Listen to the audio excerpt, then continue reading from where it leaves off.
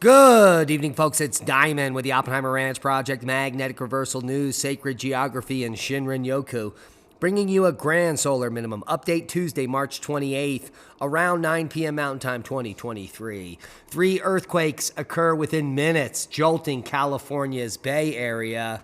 But the big story, waterlogged California set to gain more rain, wind, and snow today, exacerbating flooding concerns. Keep calm. It's flood time. The California snowpack is at a 70-year high, and it may soon eclipse records. That's because of a looming atmospheric river that may put California at the highest snowpack level ever recorded. And that is bad news. The largest flooding events ever occurring in California were the most recent back in 1983, and prior to that were the floods of 1952. And we are about to eclipse the snowpack from those years. The floods of 1952 in California were epic. They cost over 11, almost 12 million in damage back in 1952. Here is from the archives, the flooding in Artesia. Take a look at the devastation in that community. Hundreds were evacuated after flooding hit Artesia following storms. Water in some homes was 3 feet deep. So hopefully we don't have a repeat of 1952 or a look back of the 83 floods from Clear Lake to the Russian River. The 1983 floods soaked Northern California and filled Lake Tulare. So just some photos of the devastating. They're all drinking at the bar that was once filled with water there, clearly. And these are some shots of, well, sign of the times. There is a cycle of flooding, clearly, and we are back in that cycle. So our thoughts and prayers go out to the people in flood-prone regions in California because it's coming.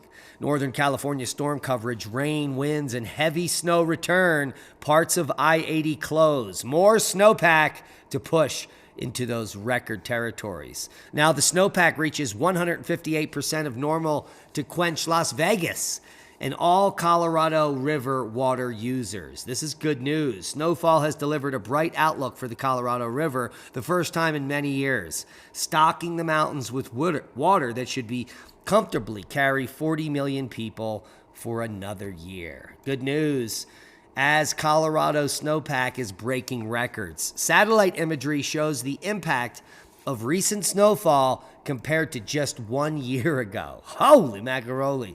Utah was bone dry, as well as Nevada. Quite a different scenario here. Rex went out to Idaho to look at those geoglyphs in the Camas Prairie, and they're under 10 feet of snow, so he didn't get anywhere. And more is coming. Risk of heavy snow in the days to come for Colorado, according to the National Weather Service. You can follow all of our latest breaking updates on Oppenheimer Ranch Project at Diamond the Dave on Twitter, where you would have gotten this map 7 hours ago. Here's the forecast. Pacific storm system impacting the west. Currently, snow showers possible in the northeast. A strong Pacific storm will continue to bring additional rounds of heavy rain, mountain snow, high winds, and colder temperatures to portions of the west coast through Thursday. Snow showers and squalls could disrupt travel in the northeast Wednesday afternoon and evening, and a strong storm is forecast to develop over the Central Plains Thursday, when it will bring threats of heavy snow. Let's take a look. There's that storm system moving in that heavy snow into California now, and rain, flooding rain, and snow. Ho, ho, ho. That will be moving down the spine to Southern California by Wednesday. And Thursday into Friday, that system's going to move into the northeast and develop and bomb out. Take a look at this Friday through Saturday. That storm's going to bomb out at South Dakota right there, bringing heavy snow to Minnesota, Wisconsin, northern Michigan, and then the northeast through the weekend. Let's take a look at the snowfall totals, shall we? Here's the next 3, 6, 8, 12 hours, up to 4 feet of snow in the Central Sierras by Wednesday morning. And then that system's going to move through the rest of the west, bringing heavy snow to high elevations, including the Rockies, Utah, the Basin and Range, all of Idaho. Will it ever end? There's that northern plains system moving through here into the beginning of the weekend, Friday through Saturday. Heaviest snow for northern Wisconsin and up into Canada, with quite a considerable amount of snow for the Northeast, including Vermont, New Hampshire, northern Maine, and the Adirondacks. And that is the snowfall just through Monday, April 3rd, when we get back from the seed exchange. 3 earthquakes occur within minutes, jolting California's Bay Area. And that could be, well, the biggest excitement on the seismic map. We did have a 6 magnitude off the coast of Japan coming in at 34 kilometers, felt by almost no one. It was offshore. But the 3 quakes in the Bay Area must have been scarier. And they are now stacked upon each other right there. Here we are. Boom, boom, boom. So these are all happening near San Pedro. And the biggest of the quakes was shallow. It was at 9 kilometers at 3.4. So anyone in this region felt it quite significantly. But not a significant quake at all. Nothing happening worldwide for the most part.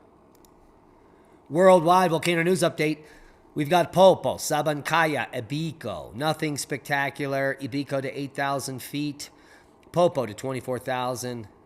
Normal activity at Shivalush to 14,000. Swanasima erupted to 9,000 feet. Krakatau puffing and passing to just 3,000.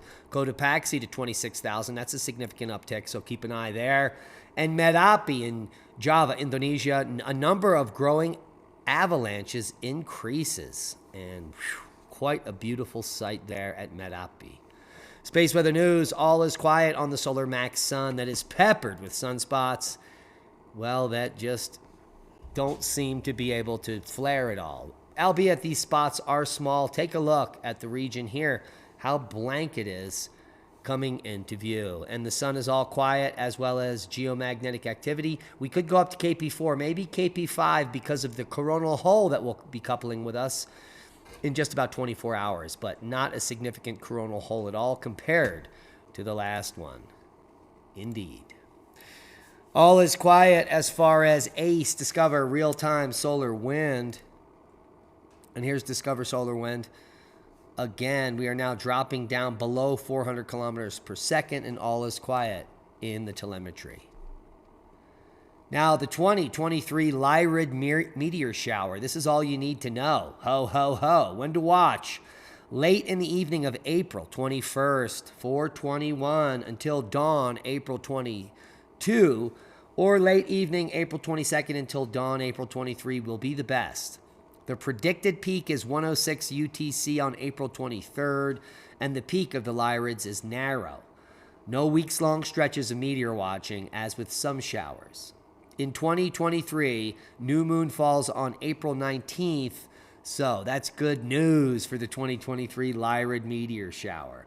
The radiant rises just before midnight and is highest in the sky at dawn, so the best watching is like 3, 4 a.m., and there is Vega, there is Lyra, and you want to look just to the right at that radiant northeast, late evening in April, specifically on the 21st and the 22nd. Now, let's talk about herbs. We love herbs on the channel. We love to use them in our food. We love to grow them in our permaculture orchard. But do you know your herbs and spices may contain heavy metals like arsenic, cadmium, and lead? Consumer Reports tested 126 products from McCormick, Trader Joe's, Whole Foods, and other popular brands. Almost a third had heavy metal levels high enough to raise health concerns in humans, which is bad news for you, especially if you buy herbs from the store.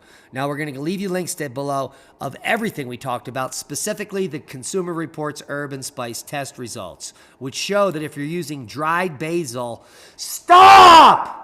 Shut up, Al! He doesn't cook. The only safe dried basil on the market today is simply organic basil. All the rest tested with some concern or moderate concern, so stay away from basil. Black pepper over the counter is good. Chili powder is good except for the Walmart variety called Great Value. Stay away from Walmart anything. They mostly get a red dot. Cumin could be suspect, so make sure you're not using Badia, Great Value, or Trader Joe's cumin, all suspect. Most coriander is safe.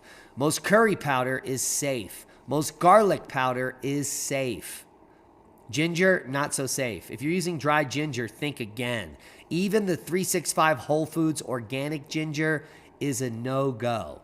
Obviously, the Walmart variety, but almost all the varieties of dried ginger are toxic with heavy metals. None of the oregano samples were safe. So if you're using dried oregano or an Italian seasoning, throw it in the trash. Paprika, 50-50 chances if you have heavy metals or not. Some of the better brands are listed. 365 Whole Foods, Simply Organic Paprika, and even Morton's over-the-counter stuff is good. Most saffron is good. Sesame seeds, check out thyme. Ooh, one of the dirty dozen. All time tested. The most deadly of all spices, Happy Belly Amazon ground thyme. That doesn't sound like a happy belly to me. So make sure you know what you're putting in your body. Some turmeric tested 10 times above the recommended limit for heavy metals, specifically La Flor ground turmeric. So throw it away if you've got any. Completely mind-blowing. Now, more fraud coming out from Sam Bankman-Fried and the FTX collapse. New documents coming out and more charges adding insult to injury as he still walks a free man.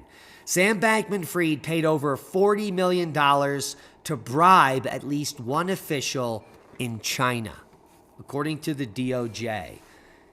This guy needs to be in jail for the rest of his life. If you didn't know, Lee and I will be free and we'll be roaming around the San Luis Valley this weekend, specifically at the San Luis Valley Seed Exchange, April 1st and 2nd. Help grow our local food shed.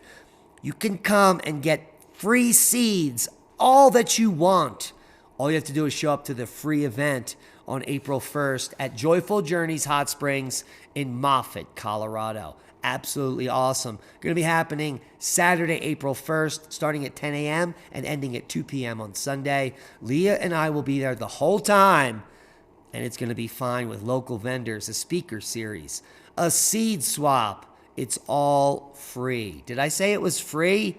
Come join us in the most beautiful valley in the United States, the San Luis Valley, for the 13th annual San Luis Valley Seed Exchange happening this weekend in the San Luis Valley. Moffett, Colorado at Joyful Journeys Hot Springs. And that's a boom to knowledge. Proper prior planning prevents piss poor performance. I am going to be packing for the next 3 days, so might be some limited videos going up. We have a big event. We have a lot to prepare for. It's going to be a beautiful weekend. Join us in the San Luis Valley. Support the channel. Become a Patreon. Share this video because we're shadow banned. We need to grow. And we love you. Be safe.